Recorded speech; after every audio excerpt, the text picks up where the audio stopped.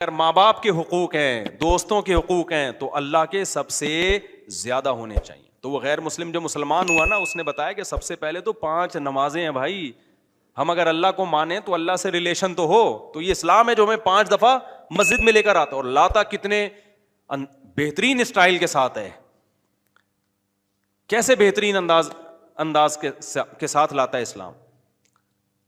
یہ بھی ہو سکتا تھا کہ خام خواہ کی قربانی دلوائی جاتی کہ 5 دفعہ تم نے الٹے لٹکنا ہے تاکہ پتہ چل جائے تمہارا اللہ سے کیا ہے، ریلیشن ہے. تو یہ بھی تو قربانی ہوتی کہ نہیں ہوتی؟ لوگ دلوا رہے ہوتے ہیں. فوج میں نا، جب ہم جو این سی سی کی ٹریننگ کی ہے نا کالج میں، تو وہ فوجی صوبے دار ہمیں ٹریننگ دیتے تھے. تو وہ یہ ثابت کرنے کے لیے کہ میں آفیسر ہوں، بعض دفعہ خام خواہ میں ڈنڈ پہ لو بیٹھ کے، چلو بھائی. اب فوجیوں میں ہوتا ہے نا تاکہ آفس کے آرڈر کو فالو کرنے کا جذبہ پیدا ہو. اب ڈنڈ پیل رہے ہیں، ہمیں پتا تھا بھائی یہ ڈپس لگانے پڑیں گے آپ کو، ٹھیک ہے نا. وہ کہتا ہے جب کھڑے ہو کر دوبارہ لگاؤ. تو یہ سکھایا جاتا ہے فوجیوں کو قربانی کا جذبہ پیدا کرنے کے لیے. تو اللہ میاں ایسے بھی کر سکتے تھے کہ بس الٹے لٹک جاؤ، ٹھیک ہے نا، 5 ٹائم. قربانی دلوائی ہے لیکن ایسے طریقے سے دلوائی ہے کہ اس میں ہمیں روحانی سکون ملے، اس میں ہمارا اللہ سے ریلیشن قائم ہو، اس میں ہمیں لطف اور مزہ آئے، ہماری دنیا بھی سدھر جائے اس سے. ہمیں حکم دیا سب سے پہلے فجر کی نماز رکھی تاکہ مسلمان صبح دیر سے اٹھنے والی قوم نہ بنے. اللہ میاں یہ بھی کر سکتے تھے کہ پہلی نماز 11 بجے، دوسری نماز شام 3:30 بجے، 4-5 نمازیں ایسے کر دیتے. جہلم والی سرکار نے تو کر دی، فجر رکھی ہے اور ظہر کے بارے میں بولا ہے کہ عصر سے 20 منٹ پہلے آپ ظہر عصر پڑھ لیں اور غروب آفتاب ہوتے ہی مغرب عشاء بھی اکٹھی پڑھ لیں.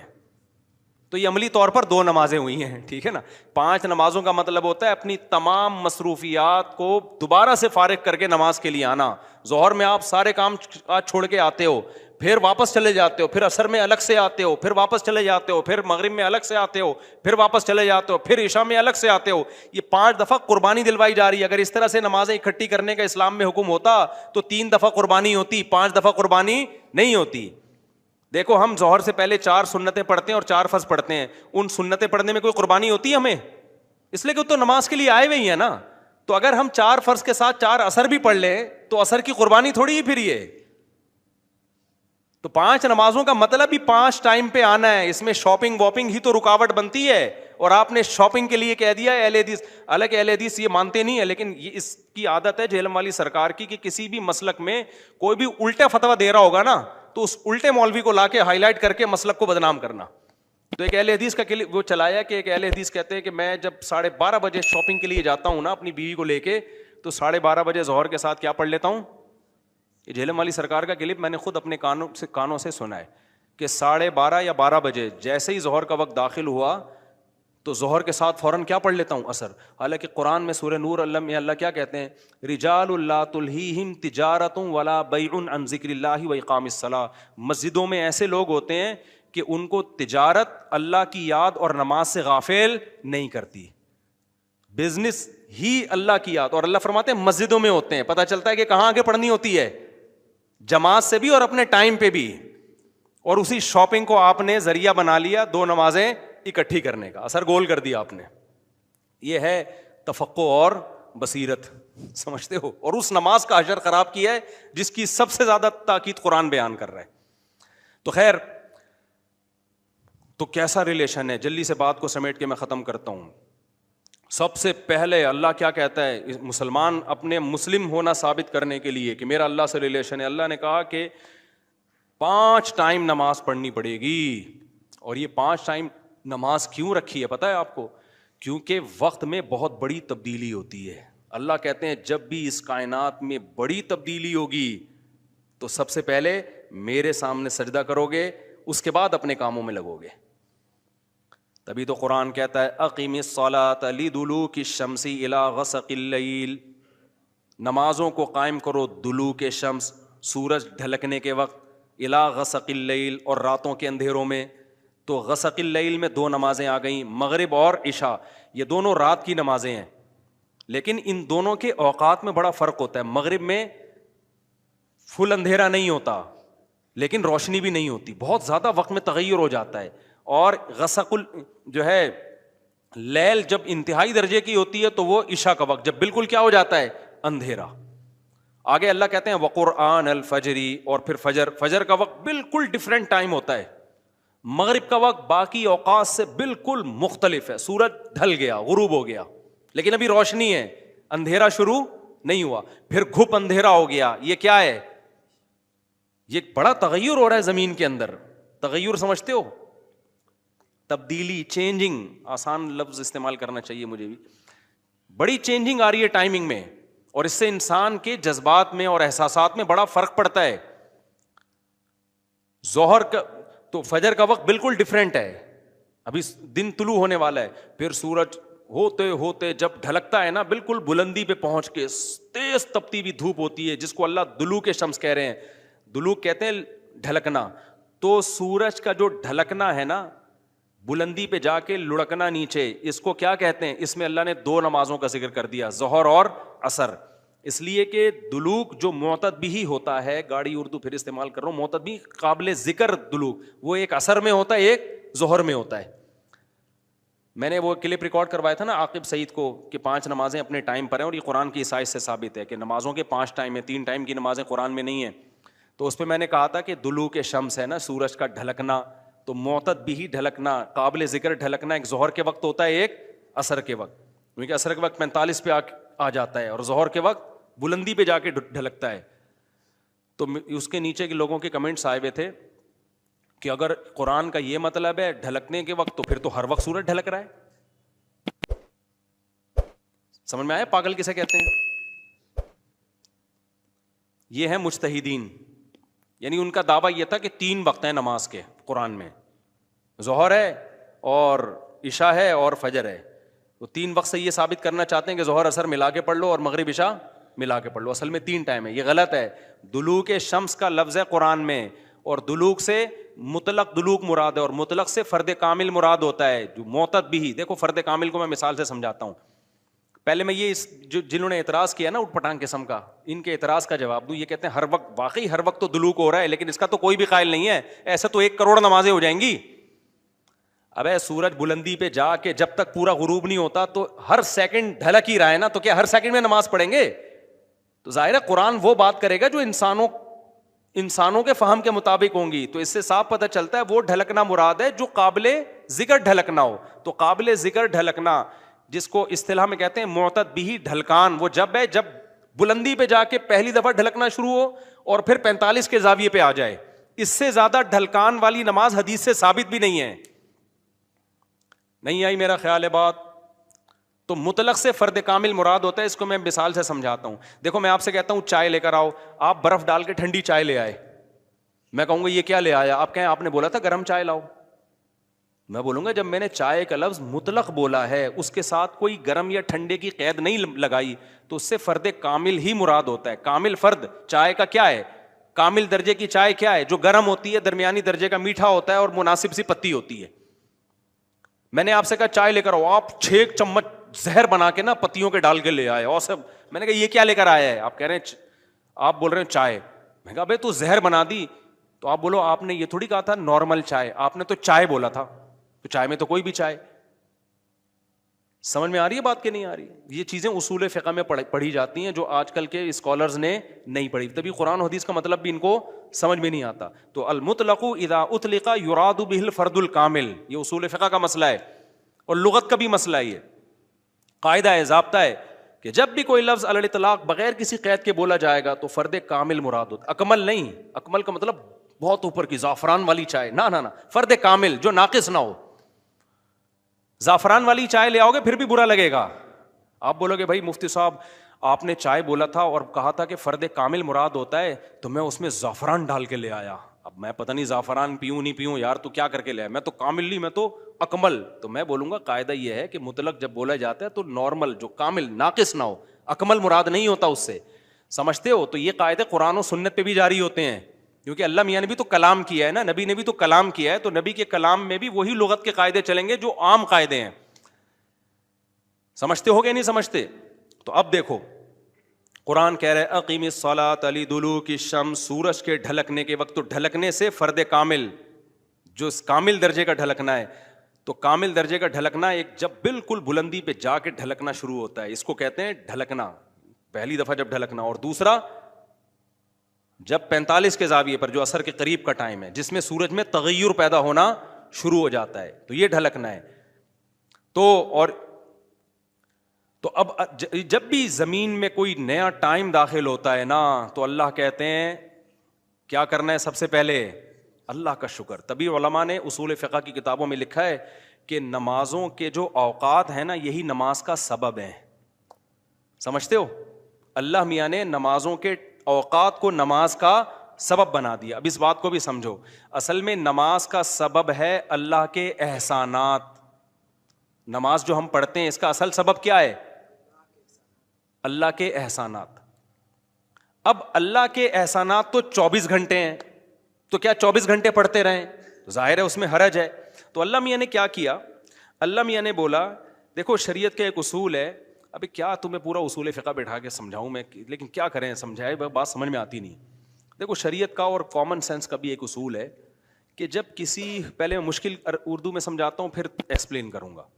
جب کسی حکم کا مدار کسی حقیقی سبب پہ رکھنا ممکن نہیں ہوتا نا، تو سبب ظاہر پر حکم کا مدار رکھا جاتا ہے. مشکل ہے مجھے پتا ہے، آسان کر کے سمجھا رہا ہوں. دیکھو ہم جو سفر میں 2 رکعتیں پڑھتے ہیں،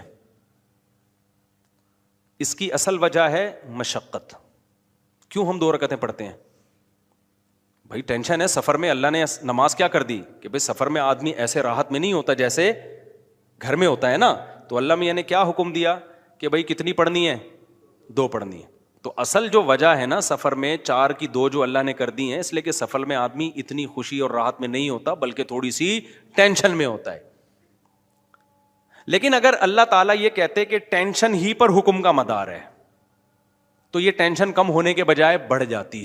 وجہ اس کی ہے کہ ہم سوچتے رہتے پتہ نہیں مجھے سفر میں ٹینشن ہو بھی رہی ہے کہ نہیں ہو رہی ہے. بعض دفعہ لوگ سفر میں گھر کی نسبت زیادہ خوش ہوتے ہیں. آپ جا رہے ہو جہاز میں یا ٹرین میں، بڑا مزہ آ رہا ہے، آدمی کو یار اللہ میاں نے تو کہا تھا ٹینشن کی، اب تو ٹینشن نہیں ہو رہی.